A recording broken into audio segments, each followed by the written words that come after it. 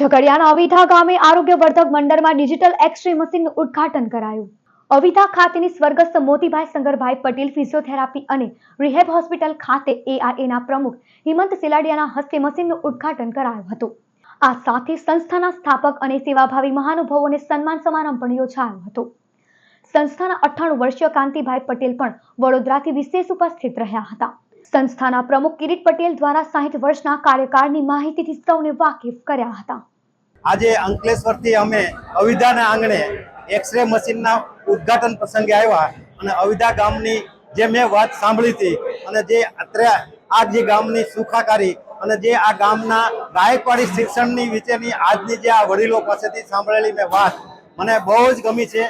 અને અંકલેશ્વર ઉદ્યોગ મંડળ જે અત્યારે પર્યાવરણ શિક્ષણ અને આરોગ્યની દ્રષ્ટિએ જે કામ કરે છે એના કરતાં આ ગામ અંકલેશ્વરની બાજુમાં આવેલું અવિધા ગામ પણ જો આરોગ્યની દ્રષ્ટિએ આટલું બધું આગળ વધેલું હોય તો આ લાગણી અને દિલની માગણી આ જે છે દિલથી એમને લાખ અભિનંદન અને આવા કામ અવિધા ગામને આંગણે થતા રહે